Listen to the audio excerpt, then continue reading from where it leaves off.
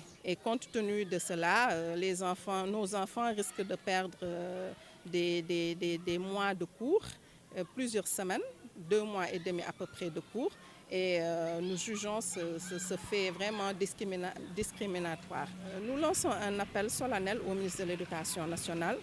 C'est un cri de cœur des parents d'élèves pour qu'ils puissent vraiment revenir sur la décision et permettre à nos enfants de retrouver les chemins des classes.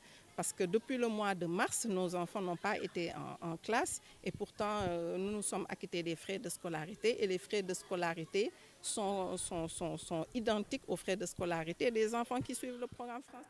L'actualité internationale à présent avec vous, Modou Fall, et nous démarrons avec la Guinée où l'opposition appelle à faire bloc contre un troisième mandat d'Alpha Condé. Cheikh Diaw, l'opposition s'agite, donc elle veut apporter la réplique au président sortant. Selon l'opposant Modou Sori Bari, les leaders de l'opposition ne doivent pas accepter la candidature d'Alpha Condé. Nous l'écoutons. Guinéens, chers compatriotes, c'est en ma qualité de leader politique, président de l'Union des patriotes pour la démocratie et le développement UPDD, président du parti Génération pour la réconciliation, l'union et la prospérité en République de Guinée, membre fondateur et porte-parole du FNDC en Belgique, que je prends la parole cet après-midi pour interpeller pour la dernière fois les leaders politiques de l'opposition guinéenne, membres du comité de pilotage du FNDC, par rapport à l'élection présidentielle convoquée par Alpha Condé pour le 18 octobre 2020. Aujourd'hui, chers compatriotes, il n'y a plus l'ombre d'un doute. Alpha Condé vient de confirmer sa candidature aux élections présidentielles du 18 octobre prochain. Il n'y a donc plus rien à attendre. Et c'est pourquoi je vous demande de refuser systématiquement d'aller aux élections présidentielles avec Alpha Condé. Je vous demande de refuser systématiquement d'aller aux élections présidentielles avant d'avoir refait le fichier électoral. Je vous demande de vous lever et de taper du poing sur la table pour dire qu'il n'y aura pas d'élection présidentielle en Guinée sans la participation de tous les leaders politiques désireux de prendre part au scrutin. Modou Sori Bari, un leader de l'opposition guinéenne, a précisé que le président guinéen Alpha Condé a confirmé être donc hier à être un troisième être un candidat, donc briguer un troisième mandat. À partir de maintenant, je m'engage parce que vous avez décidé que je m'engage, a-t-il déclaré. Alpha Condé, donc âgé aujourd'hui de 82 ans. Il s'adressait par visioconférence à des femmes de son parti qui avaient organisé une manifestation de soutien. Au Mali, pour le CNPS, l'heure est à la structuration. Le Comité national pour le salut du peuple a procédé à des nominations, prenant ainsi ses marques des nominations faites au moment où le président IBK, Ibrahima Boubacar Keïta, est admis à l'hôpital. Plus de détails avec Al-Hassan Ba. La junte prend ses marques, s'installe. Elle a procédé à une série de nominations décidées par son commandement militaire.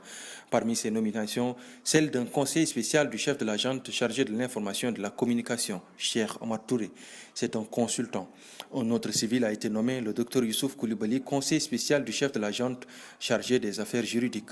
Du côté des militaires, c'est le général Suleiman Doucouré, l'ancien patron de l'actuel porte-parole de la junte, qui devient secrétaire général du ministère de la Défense. Un nouveau chef d'état-major général des armées a été également nommé, le général Omar Diarra.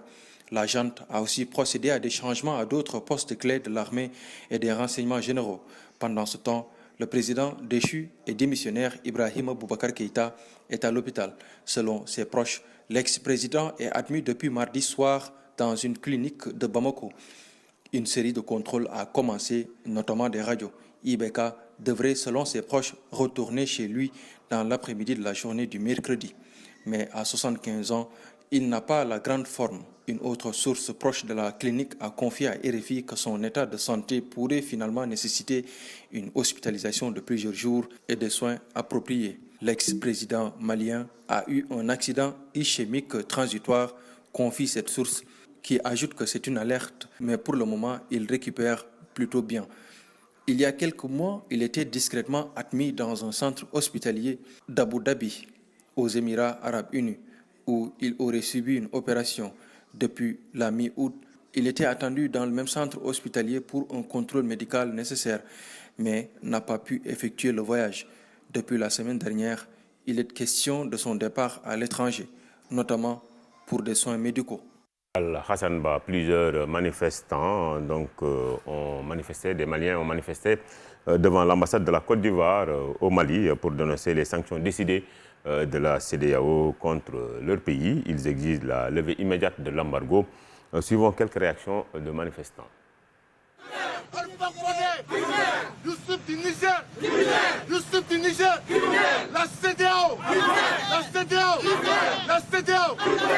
Aujourd'hui, nous sommes là pour lancer un appel à la CEDEAO qui, dans sa prise partielle, c'est-à-dire essaye au lieu de défendre le peuple, l'intérêt du peuple, en train de défendre l'intérêt des dirigeants africains seulement.